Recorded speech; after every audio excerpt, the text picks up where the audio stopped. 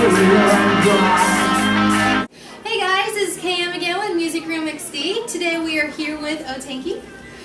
Please introduce yourselves. Hi, my name's German. I'm the vocalist. What's going on? I'm Inoma. I play rhythm guitar. Awesome. Tell us a little about y'all. Well, I have been performing with this band for about almost 8 years. Inoma and I met through Fausto. He was. How was that we met precisely? Let's see. How did we meet? Yeah, alright, so I just recently moved to Houston a few years ago, and Fausto and I just kind of met through a few mutual friends because I was kind of playing guitar and I was like, oh, well, you know, I kind of want to start a band. He and I started going over some material. A lot of the songs we were writing were all very similar, so we were like, okay, well, let's kind of build this into something. So he decided, like, at the time, like, he didn't want to really kind of handle being lead guitar and vocals. So he said, hey, I have my cousin, he plays, he sings, so we just decided to go ahead and bring German in. And it was so funny because in the beginning we were planning to be a Spanish rock band. Oh my gosh! Wow. Okay. So we had wrote the song called Ima, but we had it in Spanish all through the entire song, and he was not too happy about it. We were like, wait a minute, we got it. We were gonna be a English rock band first, all right? So let's keep it that way. So it's a good thing he did that. I don't know if it was like quite like that, but I don't know. I didn't speak the language, so I was like, well, there's nothing for me to connect to. So, and when Fausto actually wrote Ima, the weird thing is, like, he wrote parts of the song with Fausto before I knew he existed, but I was also writing parts of that song with Fausto, and we had no idea, like, it was the same idea for the same song, but two completely different versions of it. Oh my gosh, wow. Yeah. So you know how to speak Spanish? Yeah, okay. I know how to speak Spanish. Nice. Fluently. Nice, wow, that's really good. So, at one point, like, I'm hoping that, Otenki does do one track in Spanish just to hit the Latin market, because that would be really cool. That would be really cool. That could really expand it, I think it'd be fun if we tried something like that. Wow, that's nice. So tell us a little about your music. Our music, it's pop rock. Yeah. It's power pop is what we call it. Yeah, I mean, if you kind of want to just put a label on it, I think it's pretty accurate. I mean, if you like bands like Jimmy World or Armor for Sleep, Amberlin, Seosin, There for Tomorrow, like, you're going to probably find something that you like about us. Okay. I understand that y'all write your own songs? Yes. Okay. All of our music is original. We refuse to be a cover band. Like, we will never be the band that goes to bars and does a bunch of, like, Leonard Skinner covers or any of that. I mean, not that there's anything wrong with it. No, it's not. We're just not that band. It's not our thing. Okay, that's cool.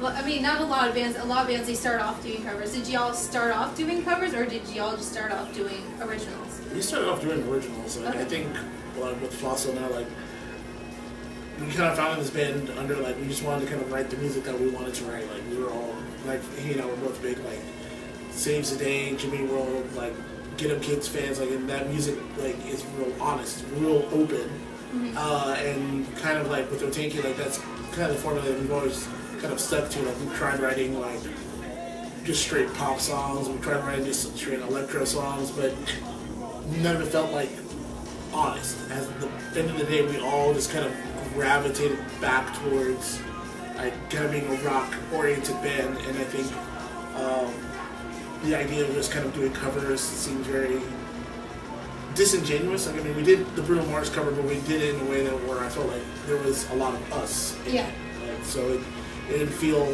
like, just, hey, we're just going to pretty much record and play this song verbatim. Like, we were actually able to add a lot of ourselves into it. So as long as, like, our music has that honesty, then I don't think there's any reason for us to kind of really focus on being, let's say, a cover band.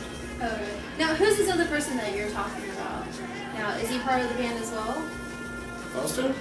Yeah, he's our lead guitarist. Okay. So he you started it? Yeah.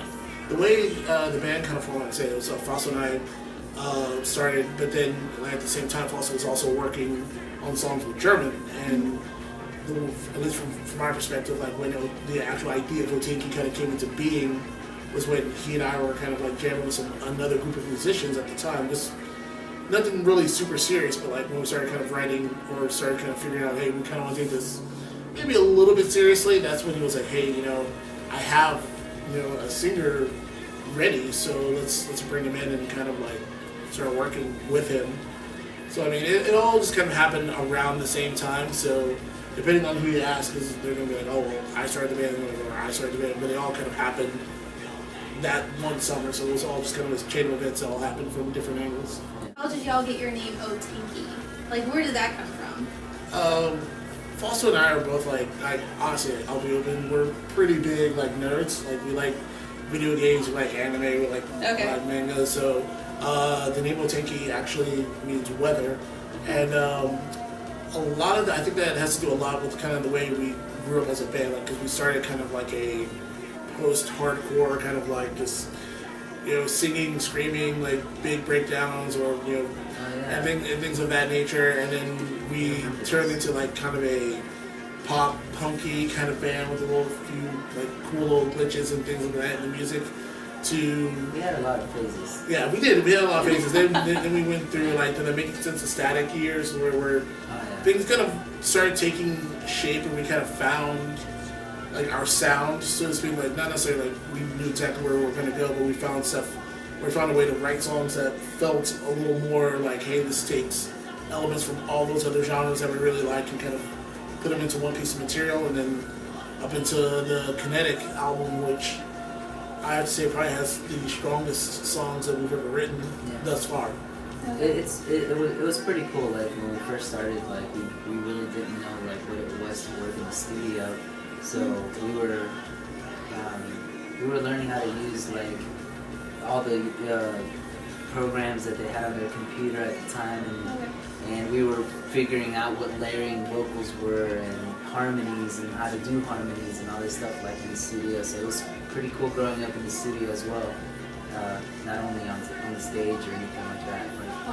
Yeah, we did a lot of cutting our teeth in the studio. We're kind of learning what it means to actually write a song that connects with people. Like, to be honest and portray honesty in a song is actually really difficult. So it was interesting to see kind of how every member of the group kind of developed into the musician that they are now. Where do you guys get your inspiration from to write your songs?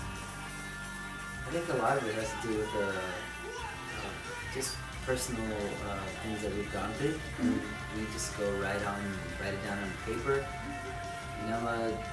Throws out lyrics, ideas of things that he's gone through, and it's pretty cool because how I'll give you an example. You're an actor, they give you a script to read, you read it, and then you have to try to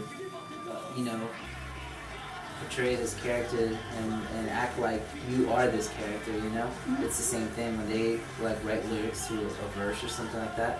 I have to feel like I am the actor, and I need to feel like I'm them, like how would Enoma act? How would Enoma sing it if he could sing this? Well, the answer to that is poorly on both counts. So. I'm not so great at singing. Hey, but so when you do write a song, now you present it to the rest of your band. Now, do you have everything already written out, like for guitar, drums, or do you let them? For the most part, like Fausto writes a big part of the portion of the music, and then like he and I will sit down and write lyrics to it together, and then we'll introduce the music to the band. And Enoma will write lyrics like there's times where we leave like 2 choruses blank, just so the band can go in there and be like, what do you guys feel should be in here? And for Kinetic, I know Enoma wrote a lot of the lyrics on there too for the second verses and stuff like that, and it was pretty cool. Like we all got a piece of it and got to say what we wanted to say on it, and I think it sounds interesting. It sounds interesting once it's all recorded and we listen to it. We're like, wow, that did sound good, Keep talking about studios now. Do you guys have your own studios, or do you actually go to like a commercial studios? For I think actually for every record we've been in studios, not our own. Like Foster now has kind of a home studio, and we actually have a studio in Houston that German and I are demoing material out of. Now as far as our records, they've all been done in commercial studios. I mean, even Covina, like our very first record, was done out in California. Our next record, which was Making Sense of Static, that was actually done in Baltimore. And then our most recent material, Kinetic, was done out in Florida. Oh, wow. So you guys traveled a lot. Oh, yeah. Yeah. I think for us, like, and believe me, this is not a diss on like our hometown or anything, but we feel like in order to really kind of make a record or make a quality record, like we have to be removed from like everything else that kind of ties you down. How long does it usually take you to, record a CD? For Kinetic, it took a while. It took almost like a month. Yeah, we were out in Florida for 4 weeks. Honestly, a lot of it has to do with the producer that you work with and their type of workflow and whether or not you're ready to be in the studio. So before we go into the studio, there's a lot of prep work that's done, like from just making sure that we feel like the songs are actually really where they need to be in order to record them, to just doing like your basic stuff that all musicians should be doing, like playing with the metronome, like really working on the precision.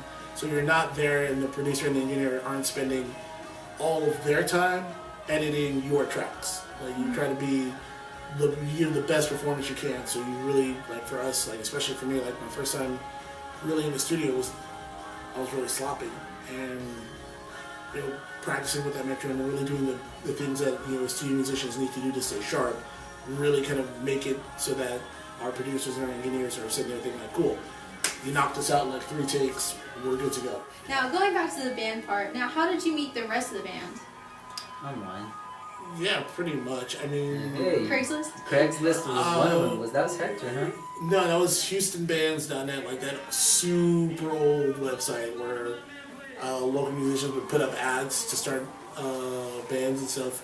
That's how Fausto met one of our old drummers, Hector, and Hector's older brother, Josh, is our current bass player. So that's how we ended up meeting Josh. Like, a lot of people who we originally started the band with were, talked about it but weren't about it, and so they just kind of, at one point or another, said, hey, I'm going to go focus on school, or hey, I thought I wanted to tour. But yeah, like members would come and go, and so I think